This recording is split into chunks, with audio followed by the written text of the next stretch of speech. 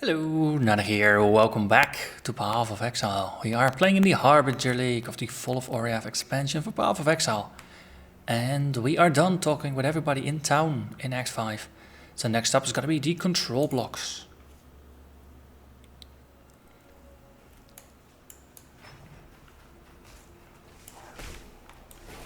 In this area, I'm gonna have a couple of things to do. Gonna have to deal with the Harbinger here. Wow, that's nearly the first thing we encounter. That's rather novel. My experience so far has been that the Harbinger League is way too much in the background.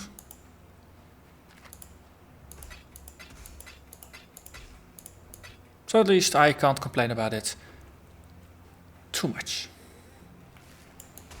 Hello there, you. Oh, let's put a skeleton in your face. So, for this area, we're gonna look for Valenta's Miasmeter, which should be in a side area, bit off to the left somewhere. Okay, so we're taking quite some burst damage here. And some of my minions are bleeding. Enemies do apply status elements a bit more liberally in the new content than they did in the old content. Also, one of the interesting things is that these grates are broken in places and you can teleport through. Also, if you're playing with minions, Convocation helps you get your minions across ramps like these, or across height differences like these. So you don't have to wait for them to teleport to you after you move away far enough from them. Let's see, there was some kind of debuff on me that I couldn't quite place. Looked like the net might actually have been something net related. So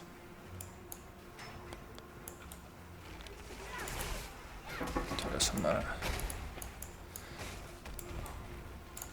okay, there's some Oriath enforcers down there that were doing damage because we have our Desecrate spawned down there.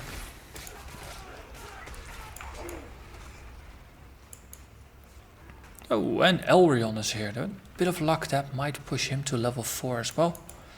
During my warm-up before the episode, I managed to get Haku to level 4 by doing the daily missions. This is going to be significantly more challenging because this is a level 41 area, whereas his missions were, I think, 34. And now I'm level 44, so that was rather easy. Still though, we are very good at dealing with AoE damage, so the Elrion missions are rather easy for us.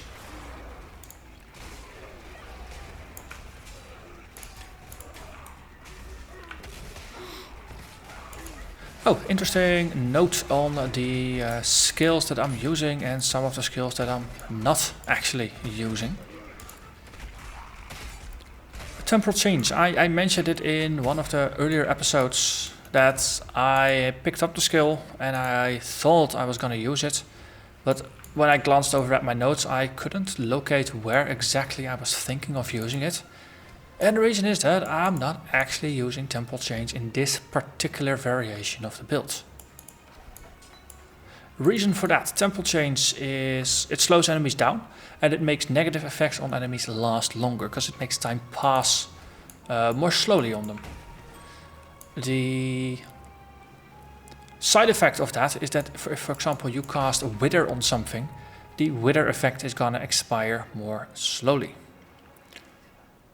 In some of the variations of the Dark Pact build, my casting speed is, or the bonuses to casting speed are decent enough to cast Wither enough to apply about 4 or 5 stacks per second, but there's not enough skill effect duration things which you would get from Mistress of Sacrifice here, because there's a 30% increased skill duration here.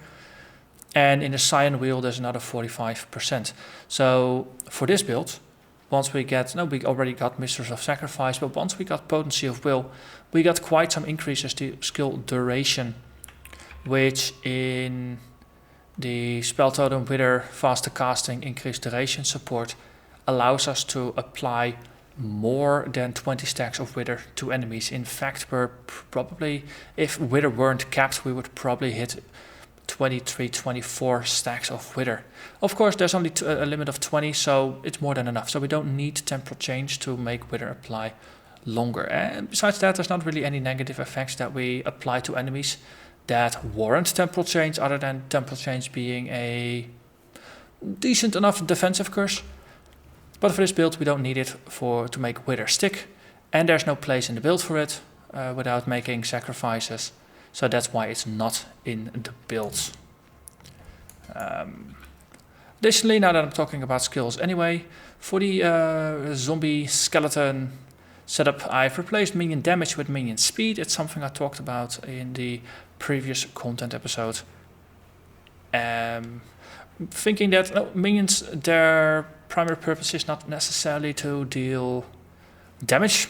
Sure, they do it, but their biggest annoyance right now is that they just don't get to the enemies fast enough because we are burning through them like crazy with Dark Pact.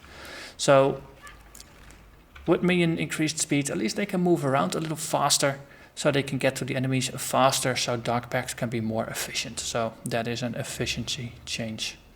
So let's have a look. A miasm meter, and then continue. We shall peer at these cosmic wonderments as they wake and writhe within that deep and nameless dark. Semper Valenta, miasm meter, aesthesis. So she will probably want to have it back, and you know what? Let's do that instantly. Just to have it done. I simply can't express how wondrous it is to see you. What? No, not you, Exile. The miasmeter. The hope of humanity lies in this beautiful device and the precious knowledge it shall divulge. Far more useful than an accidental hulk of meat and instinct like yourself. In fact, I wouldn't be surprised to discover that your slaying of the beast correlates directly to the strife we must currently suffer. At least you've proved useful enough to return the miasmeter to me. That deserves some small reward, I suppose. And there is a skill point. Ta-da! And there is, of course, a achievement for just going after all of these side quests. Is it in Service to Science? Oh, that's just a completion of the thing. There's probably a quest tied to it as well, or a achievement. What were we doing? Oh, yes. Amplify. We're going to go after the Templar section of the skill wheel just to round it out. So next up is going to be the increase to area of effect. Now, but that said, no new lore, no new lore, no new lore. So we continue.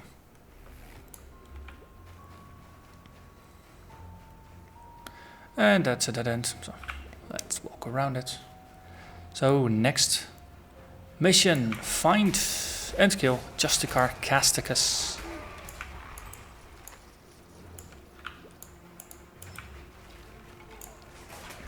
And after that we can try to get access to the Templar Courts.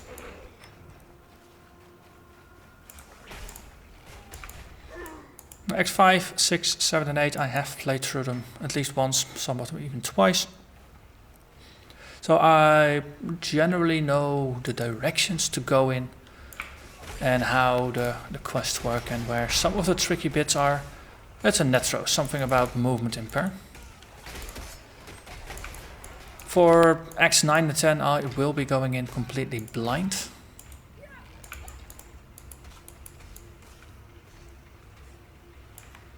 So that's going to be fun. It's going to be a wondrous journey of discovery.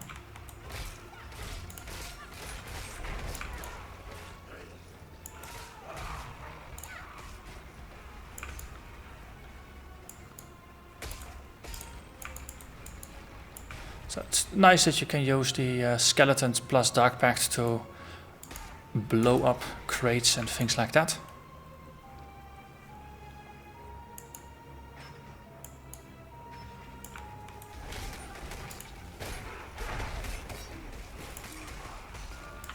I don't particularly remember a specific boss in this area, but there is a unique, guaranteed unique at the end of the area. That's gonna be Justicar Casticus. So that is what we will be looking forward to. There's a Fizz Reflect. Less fun for the minions, not much of an issue for myself. And a Freezing Shrine, but luckily we have chill removal on one of our flasks now. Actually I have a full set of flasks added for I think a couple of episodes. So we got bleeding removal and insta healing, we got burn removal, curse removal, shock removal and freeze and chill removal. We don't have poison removal. That is because, well, shock removal rolled on one of the flasks and I didn't really bother changing it to poison removal.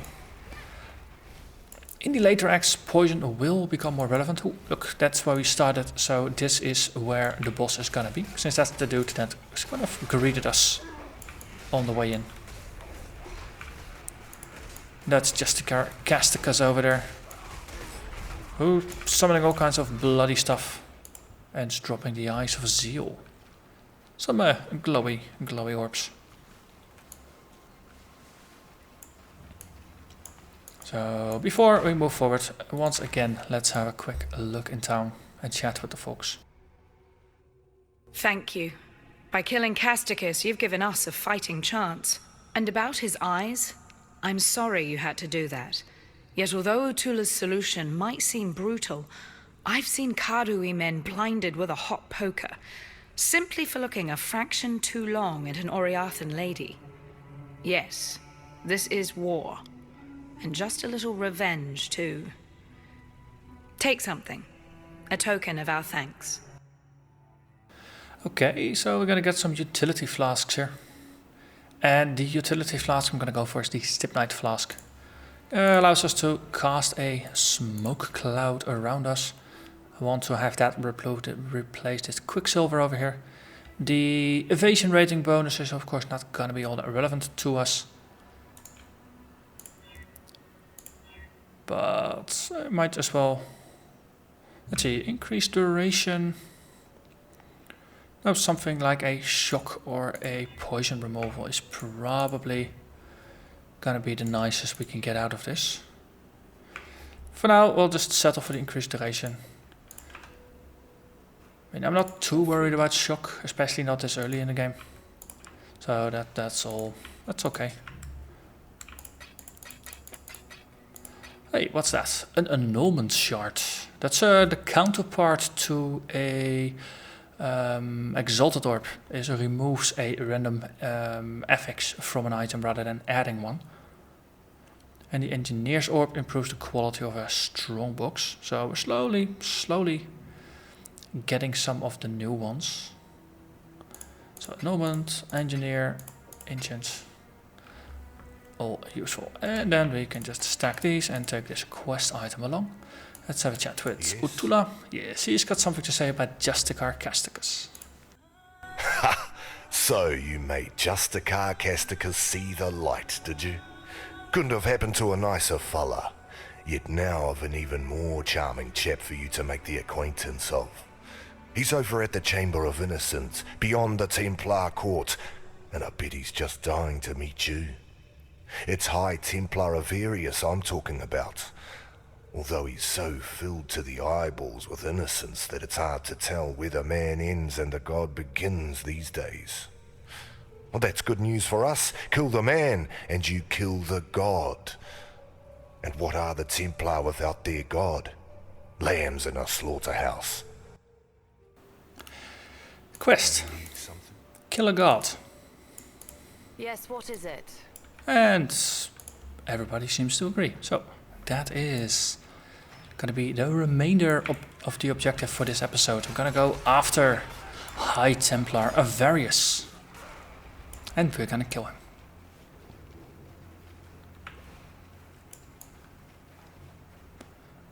Not self, I only have one Quicksilver flask remaining. The other one is now a smoke cloud. Which is rather convenient, I might add.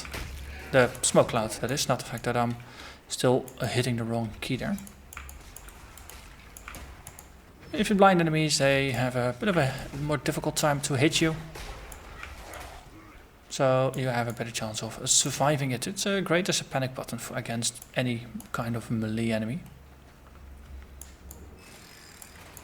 And there is the Oriath square. And the waypoint. Lovely. So there is a quest to kill unique monsters, and the matriarch is gonna spawn on the Oriath square. And if you care about getting that achievement, then make sure that when you are in the Oriath square that you kill the matriarch. And the reason for that is that once we kill a Varius, the world map is going to change and we cannot go back here. That is something that, no, you don't know it until you discover it.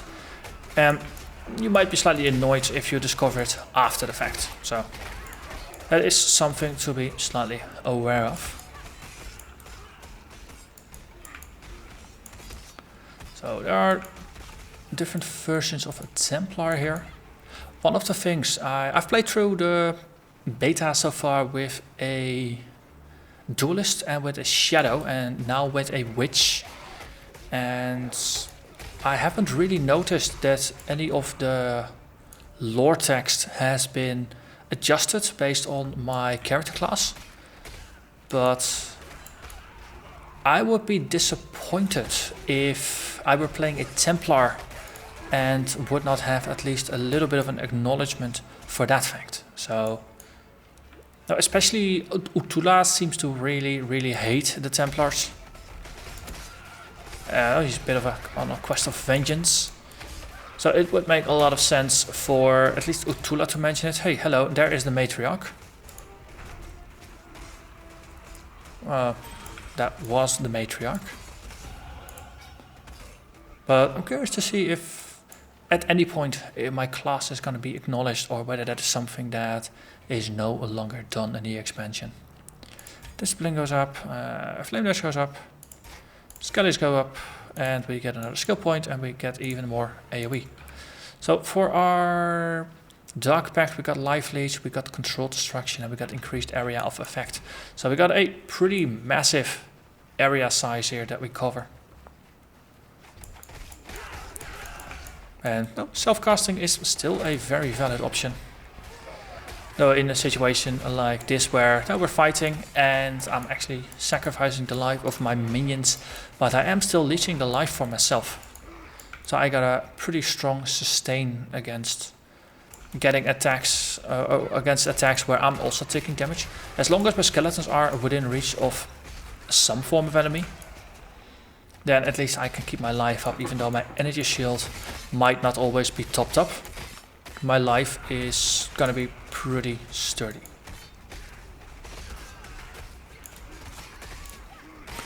Of course, no running head first into a group of enemies and then just trying to face tank them. It's not the recommended strategy, not by any means, but it's something that is a little more survivable than with your average summoner.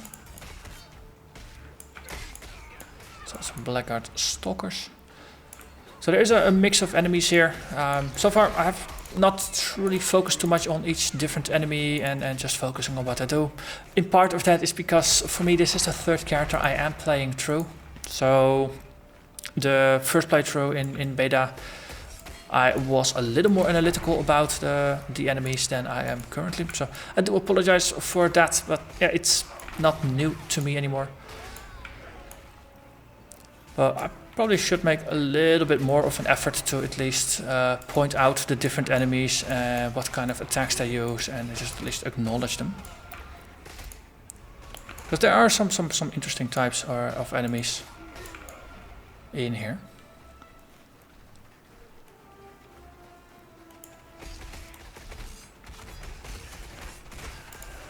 So these dudes, they have a throwing dagger that doesn't seem to be a spectral throw, because the projectiles don't return. The Temple Guardians, on the other hand, do return, and we just got ourselves a Harbinger. Yes. Okay, let's just summon the minions around me as a bit of a shield. I did erase a bone ward a bit earlier. Helps. And there we are, taking out the Harbinger. So, lots of shards all over the place. In a AoE damage minions builds like this, it is more difficult to focus on individual enemies anyway, by virtue of just going for more of a mass extermination strategy rather than taking them out one by one.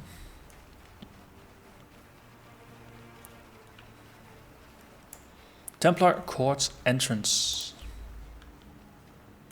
So that's why we use the eyes for to gain entrance, because you need the holy eyes to gain entrance. Hello there, Flame Mother. Why are my minions ignoring you? This is rather fascinating. They go there and then they run back. And then she shoots and then they go there again, and their attention span just seems to just wander back to, oh no wait, we got a master to protect, and then they go back. This is silly. I've read some complaints about the AI of minions and zombies in the expansion, but I hadn't really paid a lot of attention to it. But this was a perfect example of just weird behavior. Your minions truly ought to just go after the thing that last attacked you at the very least, or build up some kind of aggro table in memory to just go after the biggest threat. Or whatever you're pointing your mouse over, or something. But in this case, I was pointing my mouse and I was getting attacked and the minions were not doing anything. It's odd. Anyway, that's why we have Dark Pacts, because you cannot rely on minions.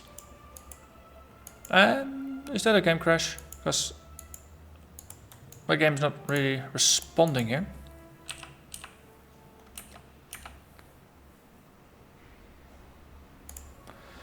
Okay, that was odd. Okay, well, it was not a game crash, but it was just weird. Okay, so a waypoint unlocked. Level 42 area, I am 45.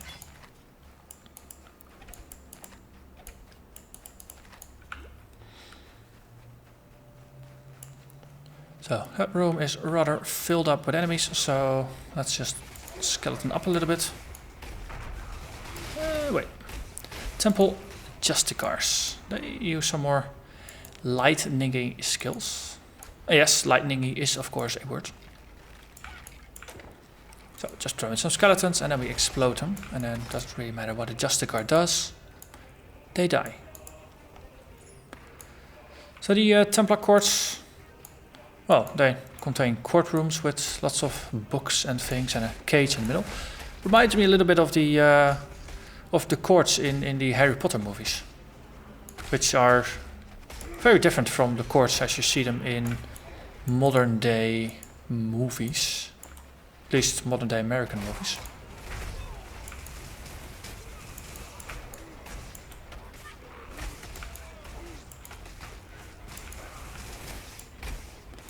Temple Adjudicator.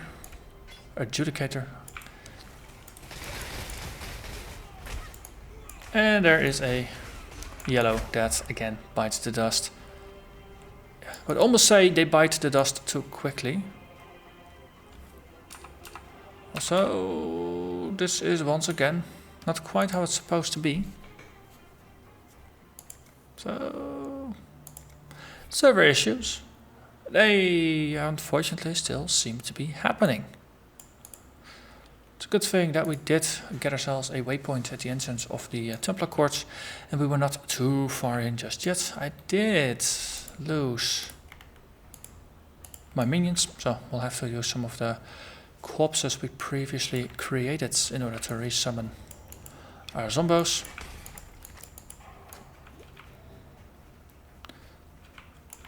And, well, we left plenty of corpses, so there's not too much of an issue there.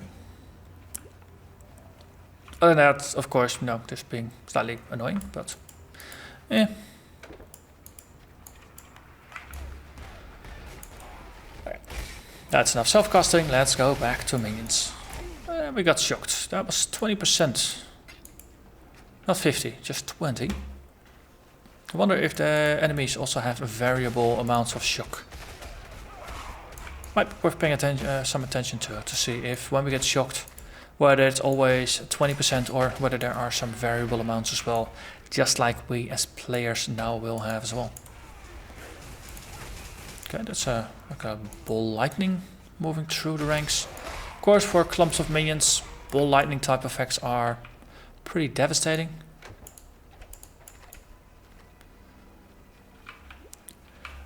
Okay. As I think I was saying before, I got kind of unceremoniously booted from the server. In my first playthrough, I more or less just went straight south, which, as far as I understand, is actually where we have to be. But someone mentioned on Reddit that they had found the working room of Dominus, and this might actually be it. So I got these power glove type things, some gemstones, or some gemstones for the virtue gems. Some hooded dude. A bunch of scrolls and contraptions. And also something that also looks rather corrupted, I might say. Not entirely sure if this is supposed to be in the office of someone who is exemplary and pure and faithful and all of those words used by these rather not quite upstanding citizens. Though they'd probably declare me heretic and burn me for saying just what I said. Guess I'm just very happy I live in a rather modern times where religious freedom is a thing and you won't get persecuted for not having the correct faith, as a lot of people here seem to have.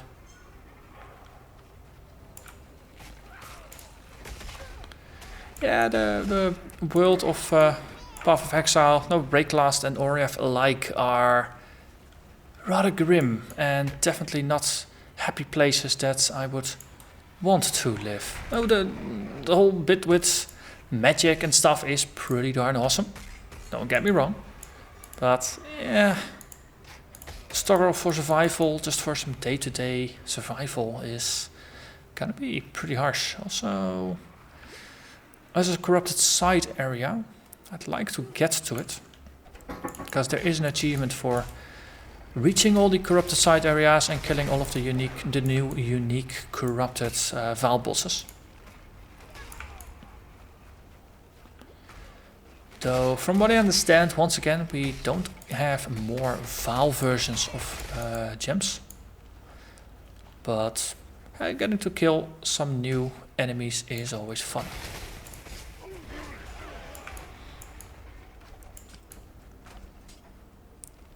Also, now with my stated goal of at least defeating a Various at the end of this episode, this is going to be a slightly longer episode than a normal. Especially now that I'm trying to hunt down the corrupted side area, it's going to be even longer still. But it's all for the greater good, because we're exploring all of the new content. So how full are we? We're pretty full, so let's empty pockets and then move on. I like that the movement space to the stash is rather short here. Okay, just get rid of a couple of these. Okay, increase monster damage and that's it. That should be alright.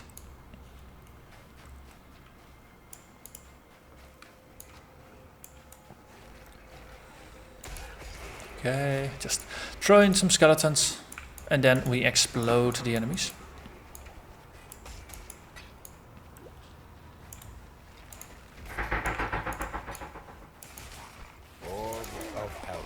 Aha! It speaks. And the volume was actually alright. Volatile fire. That's interesting in this library-like area. Let's see, 44, 40. Okay, that means we can level up Desecrate as well. Not going to require 43, so that is again within parameters.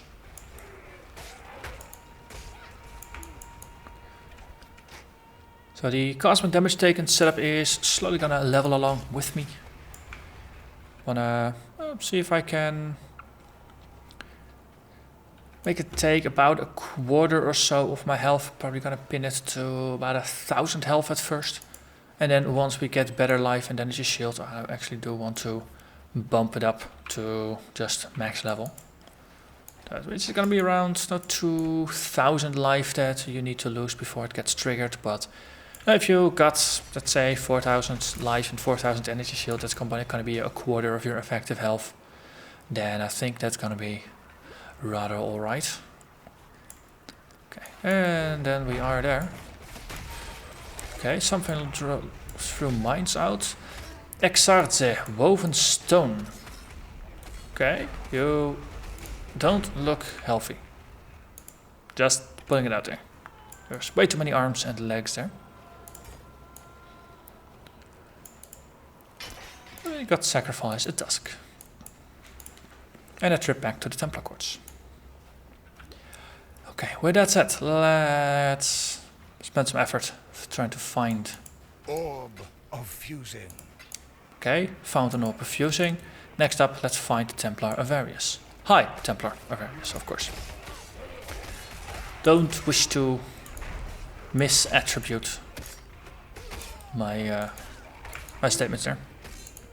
I'm pretty sure that the High Templar bit of the title was well deserved, fully based on merit.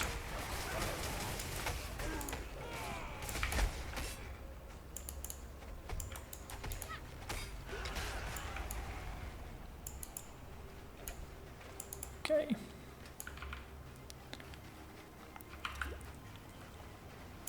Hey, and there are Harbingers here. So that makes for 3 Harbingers in 3 areas now. That's definitely beating the odds. Let's see, 1, 2, yep, that's 3 out of 3. I am impressed.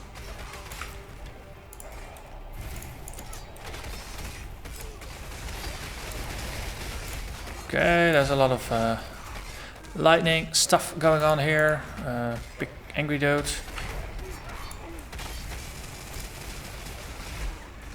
And there we are. So my life was not really moving all that much. My mana was getting low, but no, casting Dark Pact is using more mana than I can regenerate naturally. So of course that is gonna suffer. Also, it seems like we do need to head left first and then further south. Or left, bottom left. I know, the northeast, southwest designations of directions are a little bit wonky here, but we have to be here, Chamber of Innocence. So we started here, and it's basically a big U shape. That's the general pattern of this area.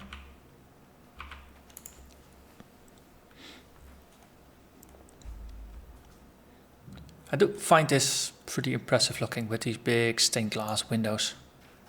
They just keep going. There's a waypoint here, and we have enough space in the inventory to just keep going.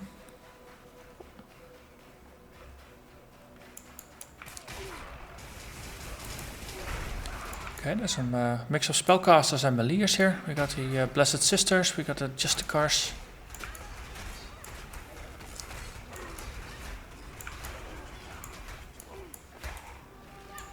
The prayer guards, who remind me a little bit of some of the things that you see in the mines with the white burning flames.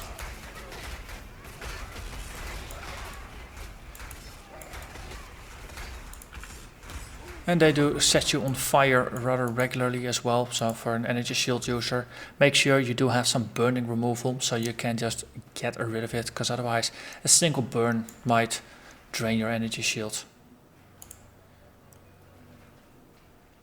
But they don't have voice acting for this yet. So as this Titan of Sin rose to its many feet, Innocence knew that the village was lost. Within anguished cry he committed to the flame.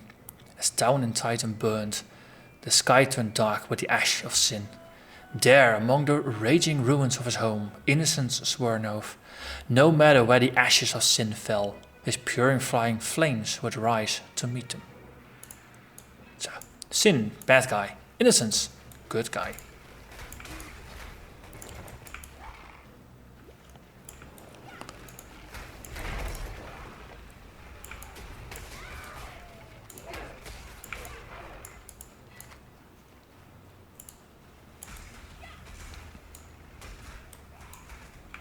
Okay, most of the fighting is happening behind this column here, rather exciting. Okay, more lorry bits.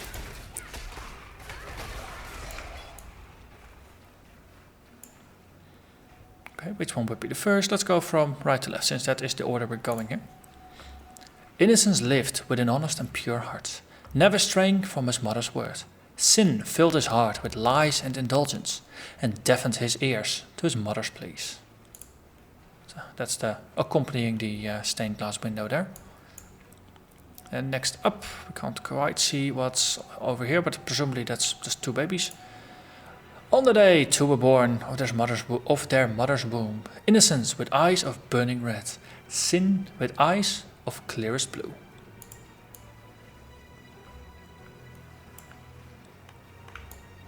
Can we? Oh, we can't port down.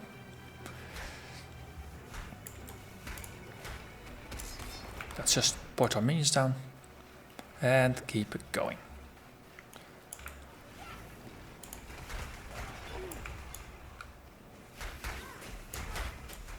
Okay, some stuff up there. So can we teleport? Well, we can actually teleport up here. That is rather lovely. And those are too blue to be good. Yay! Yay! That's 4 out of 4. That is another Harbinger.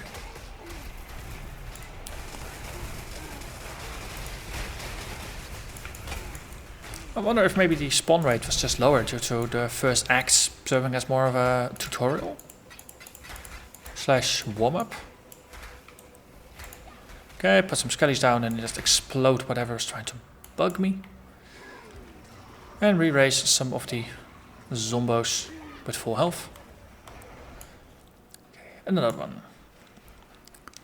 This is big and purple.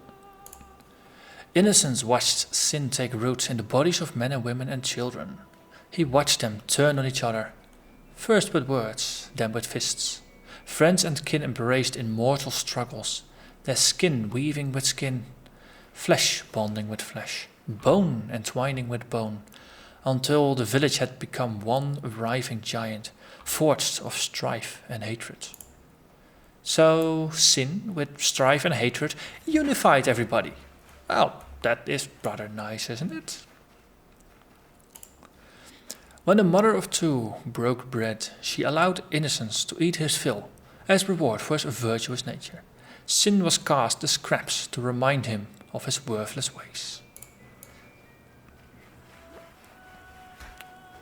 There's no way that could be misinterpreted, of course.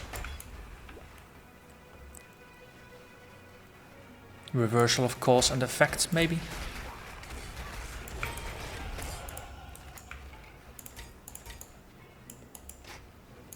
And another passive, and we have this completed, so we're gonna grab some of these sweet Templar life over here. Oh, walking up to a major boss fight, that is gonna be rather useful to have a little bit more life. The Triumph of Innocence. Waves crashed upon the shores of Oriath. Waves of hunger, waves of desire. The ravenous god and his starving multiple, rising with the tide, flooding our streets with death and depravity, until Innocence cried out, "No more!" bathing our city in fire, scorching the wicked to ash and bone. The ravenous god fled into the embrace of our glorious Saviour. Driven down he was into soil, stone and beyond, into damnation, by the will and light of our Innocence. Triumph of Innocence, by High Templar Avarius. So got a bit of a Roman looking guy with a victory laurels stabbing a dark looking dude with an odd red cross shaped helmet. Remember that cross shaped helmet. Also, I was burning. Not good.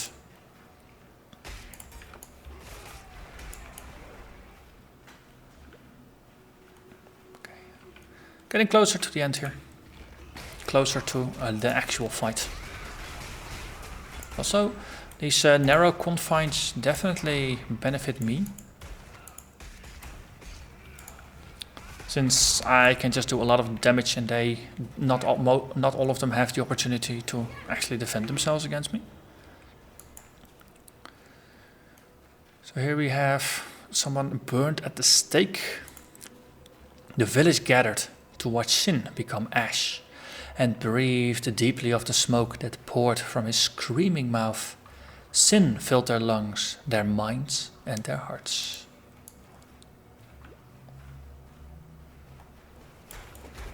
Oh. And again, these Pyre Guard, they have a habit of setting you on fire.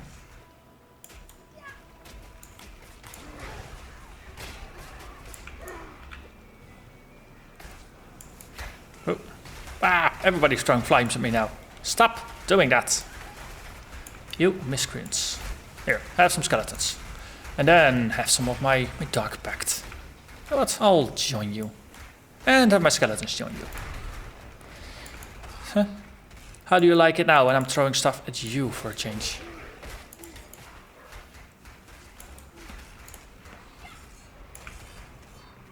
Okay. So. And that's a lot of radiance, red radiance. Innocence could not keep a promise made in fear. He bore witness and testimony to the mother of two, and it was decided between mother and son that sin was beyond rule and redemption, that only purification could cleanse his burgeoning corruption. So I'm assuming this takes place prior to the burning of Sin.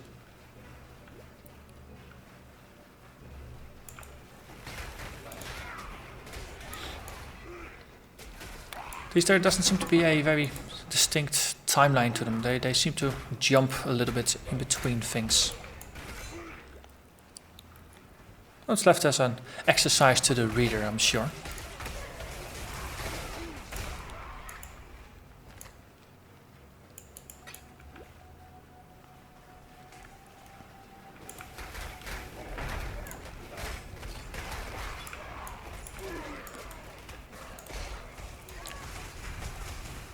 Okay.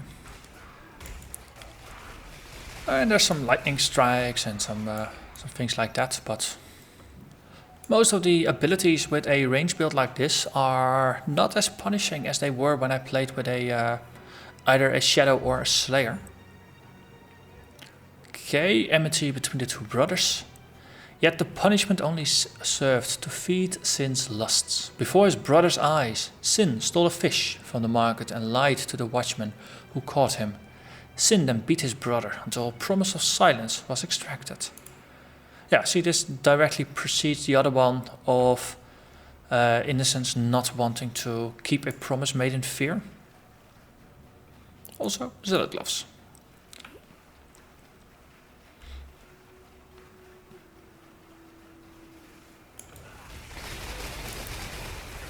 Oh, we're getting attacked from behind here.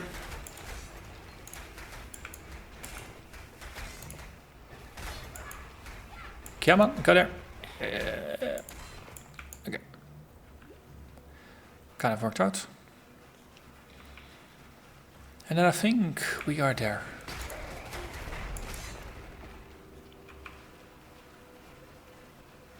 Ooh. Essence. I haven't seen a lot of essences here. I do welcome the variety. Orb of fusing.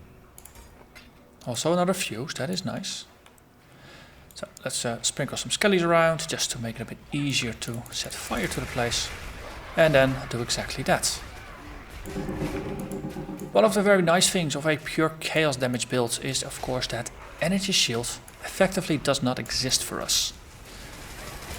Which is gonna be relevant for the upcoming fight because the boss will have a fairly decent amount of energy shield that some people have had issues with. Okay. So we are taking damage, but the life leech definitely makes up for quite some of that.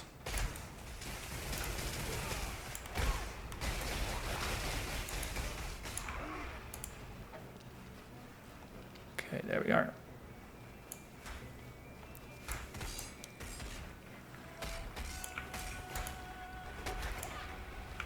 And there's one more. And oh, another purple one. Otherworldly purple one.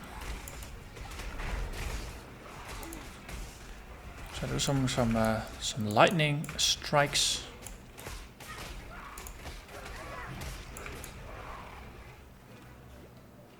And there is the door to the next fight. So let's empty our pockets quickly, so we can just scoop up all the loot afterwards.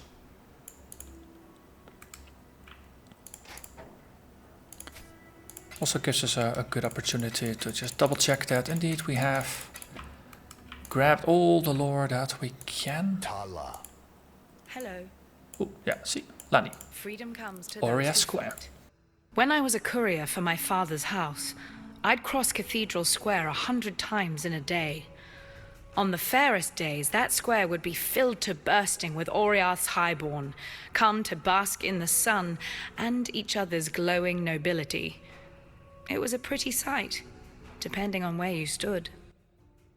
Remember, we do this. Vilenta has nothing to say. So, a little bit of insight, but now the Chamber of Innocence and even the Sanctum of Innocence. Let's do this.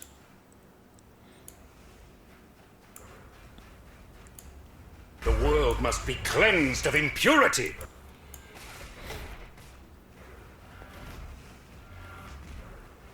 So, minions are not really doing all that much here. So let's mix ourselves a little bit into the action. So he's got a couple of very well signaled attacks. I am the Emperor. Okay. Summoning some minions. I don't think he suffered any real damage so far. But this transition between phases with some rather well telegraphed attacks and then some phases with minions is a pattern that we will see in more fights. Okay, he's halfway dead. Oh, also he animated a statue. I am order. I am the new and the eternal. I am innocence. So this is where the god begins. Yeah, and he has a bit of a fascination with glowy orbs. Oh yeah, note to self. His beams hurt quite a bit.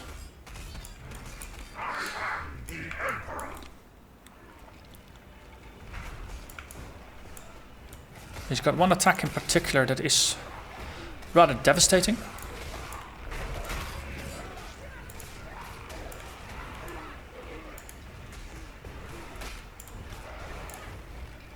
Which I'm fairly certain we shall see after the minion stage here.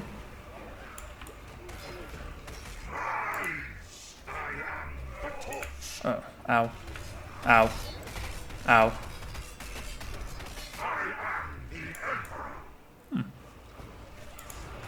He's not really using that attack. He's got an attack where he shoots a rather large orb that will then spew forth a bunch of missiles, which do a lot of damage in turn. So, no, it's commonly referred to as the bullet hell attack, because it literally spawns a bullet hell, and it is lethal. Also, that beam, you can...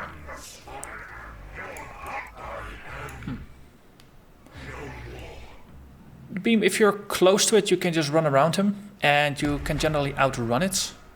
Or the statues have a habit of sometimes just turning to stone, and then you can hide behind them. But in this case, because we had all the minions around him, he behaved differently than he would if you were doing this by yourself.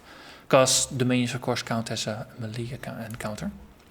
But there we have him, Sin, much maligned by the bad guy we just defeated. I am Sin, the Forgotten One. Would that humanity could forget all of my kind. Perhaps with your help, that might still come to pass. For now, the blinding light has been dimmed, and darkness floods in to fill the void. The desperate and depraved set a feast for their lord incumbent, Kitava, the Ravenous One.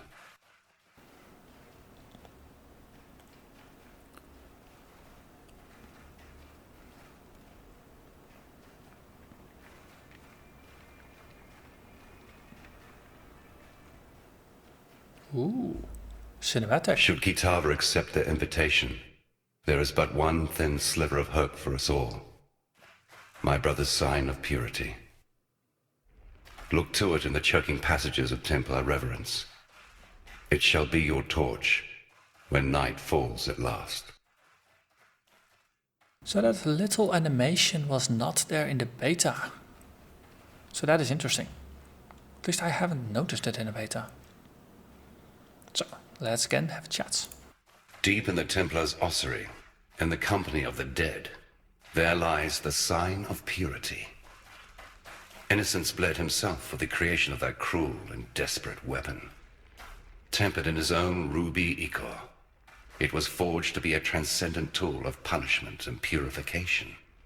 The sign is a living agent of righteousness, or at least the dubious kind of righteousness that my brother subscribes to. Innocence found in the first High Templar a most faithful servant, and gifted the sign to him so that it might be used in times of great need. The great need of Innocence believers, that is. Humanity's general well-being has never been of particular concern to my brother. Yeah, interesting. Full of Oriath. Though I am a god, I have not forgotten my humanity. I care for that which I once was. Kitava remembers nothing and cares for nothing but his own hunger and greed. He is an endless pit of gnashing teeth and churning guts. While other gods rise on the mainland and fight for the meager scraps of what was, Kitava has the most fecund and formidable civilization of his age at his disposal. He can feed when he likes, and he grows ever stronger with each morsel. All of Oriath shall soon belong to Kitava, and if that happens, he will rise beyond even our reach. So that might be a little bit of a problem. He lives, after a fashion. That pretentious little vessel of his served only to encourage his divine follies. I have procured him a more sensible host, one that should contain his excesses and temper that fragile ego of his. Hear this, brother. From mind of lead to heart of gold, your soul shall be bound, your wrath shall grow cold. And I think we already spoke about Kitava, but let's just double check. I am Sin. Aye, indeed. That is it. So you can actually rewatch the animation there if you want to by having another chat with Sin. So let's go back to town, have a chat with the folks in town, and after that move forward. You deserve recognition for what you have done. You've freed us from Templar oppression. Yet I fear you may have defeated the lesser of two evils. Still, take something. You'll be needing it in the dark times to come. And this is where we get a support gem, or another support gem, a threshold jewel. It's almost the same, but slightly different. So in the beta, Lani actually served as a vendor for these jewels. Once Kitava has gobbled up every scrap of Oriathan flesh, sucked every Oriathan bone dry of marrow, he'll turn his endless hunger to Narnach and the whole Karui archipelago. As you know, the Karui will fight, and they'll fight hard, but they're going to need all the help they can get. And I know of 3 treasures that might just make the difference. They were taken when the Templar raided Narnach, a whip woven of Hinekora's hair, a tooth that Tukohama ripped from his own mouth, a fishhook that was once the jawbone of Valakor. Together, they're known as Kitava's torments and lie within the reliquary that borders Oriath Square. I saw them with my own eyes when delivering messages to the scholars there. Please, go to the reliquary and claim those treasures before Kitava's children do. Okay, so as I was saying, I wasn't expecting her to talk. But in the beta, we had a second tab here where we could buy threshold jewels. And now it's only going to be a single reward, and from what I understand, it is not meant that there is going to be a threshold jewel vendor. It's just going to be a one-off reward. So we actually have to have a bit of a look. Obviously, we're only using minion skills, so I suspect there's only going to be one minion-related gem here. But let's have a quick chat. There's a quick check. This is rapid expansion for ground slam, wildfire for molten strike, overwhelming odds for cleave, collateral damage for shrapnel shot, omen of the winds for ice shot, fight for survival for frostblades. I believe we found this one earlier. Ring of blades for ethereal knives. This one has been nerfed from the old version that gave you 10 projectiles. This one only gives you 5 additional projectiles. First snow for freezing pulse, frozen trail for frostbolts, inevitability for magma orb, spreading rot for blight, violent dead, which is for zombies. This is probably the one we're picking up. And hazardous research for spark. Yeah, so violent dead is indeed the one we'll pick up. Minions deal 10% increased damage with at least 40 intelligence in radius. Raised zombies slam attack has 100% increase cooldown recovery speed, meaning it only takes half the normal time for the attack to recharge. By default it's 5 seconds, so with this duel it's going to be 2.5 seconds. And it will also make the zombies slam attack deal 30% increased damage. So they use it more often and it does more damage. Okay, a little bit of lore for Utula. I can't yet begin to unpick the lies that Utula has told us, but this piece of truth I do have. Utula sensed that very moment when you struck your final blow, when you broke the Templar's power. He turned to me and told me this. Now our king comes to us. He'll be hungry, so very hungry. I shall prepare him a feast. Then he gathered his followers and left. Where's he gone? Oriath Square. You won't need directions. Just follow the screams. So this is the world-changing event I was speaking about. Slaying Avarius/Innocence changed the world because the Templar are no longer in control. It's Utula and his followers, his Kitava worshipping followers, are now the ones in control. We do this for freedom. Yes? Vilenta also has quite a number of things to say. I told you so. What more need I say? The sign of purity, yes. A descry staff that piety sent me to study at one point. Apparently it was a gift from Innocence to the first High Templar, Maxarius. Dominus couldn't even bear to touch the thing, so he had it locked up in the ossuary. Quite reactive behavior for a man of such formidable intellect, yet now it's making a little more sense. The staff was certainly able to conduct and store energy, yet remained inert when I applied corruption to it. It must only respond to divine energy, and with corruption and divinity being diametrically opposed, it's no wonder that my experiments failed to excite the thing. Meaning, if the sign of purity is a repository for the power of innocence, Dominus could never have wielded it, being steeped as he was in the opposing power of the beast. You, though, you're a different matter entirely. Oh, Beast Slayer, God Slayer. Indeed, I'm not really steeped in any power, I just murder. People have talked about the return of the gods since the birth of Oriath. It's a gambit employed by charlatans to fleece the weak-minded and morally desperate. Or so it seemed. Avarius and his Templar drones now greet the dawn filled with power and glorious purpose. Kitava has risen from whatever ethereal cesspit he's been hiding in for the last few millennia. So what let the cats out of their proverbial bags? I'm a scholar, not a prophet. Yet there's one occurrence that absolutely reeks with evidential causality. You killed the beast. Of course. Blame the hero that killed the beast. You really don't have a strong grip on cause and effect, do you? Things replace other things. It's the most fundamental of laws. The larger the thing you remove, the bigger the rush to fill the space it's left behind. Innocence was the nexus of power in Oriath. Remove him, and something of equal or greater power was always going to take his spot. Any idiot could have predicted that Kitava was going to be that something. Unless, of course, you thought it was going to be you. I thought it was kittens and rainbows and puppies. I guess I'm slightly disappointed.